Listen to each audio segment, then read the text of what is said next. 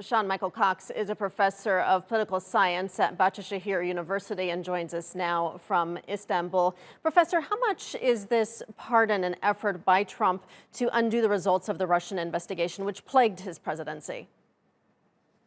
Well, honestly speaking, the act of clemency the presidents grant typically towards the end of their terms is quite common. In fact, Donald Trump, out of all modern presidents, has used the act of clemency either to grant pardons or commutation of sentences, the least of any president since World War II. His predecessor, Barack Obama, having been the most since Harry Truman. Now, that being said, presidential pardons and presidential commutations are always controversial, particularly for the other side. It depends on what you read into it. For example, Bill Clinton, on his last day in office, pardoned 450 people, including his own brother, and as well as the fugitive financier Mark Rich. And it caused a storm back in the 90s. Barack Obama pardoned Chelsea Manning. That also caused a storm. So President Trump pardoning his former national security advisor obviously was going to cause a bit of a storm with the Democratic opposition. Now, can you tie it to his desire to close out things with the Russian investigation? Some conspiracy theorists might say yes, some on the Democratic left might say yes as well, but it's very hard to actually question that. It might be more that he's just trying to appeal to his political base, many of whom thought that this conviction of Michael Flynn was wrong.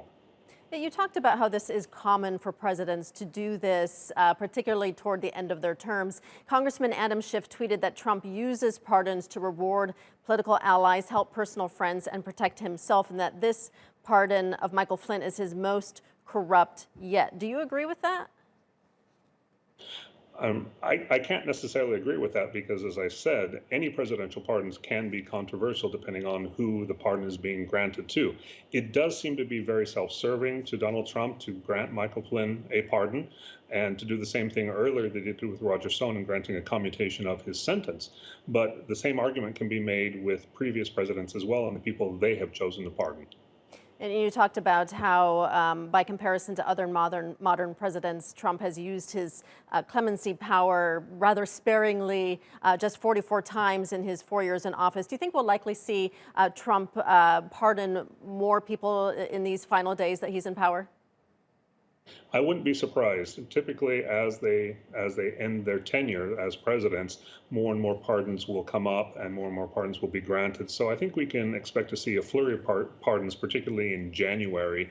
And most of those will probably be controversial to people that oppose Donald Trump and his political agenda. Okay, we'll leave it there. Sean Michael Cox in Istanbul. Thank you.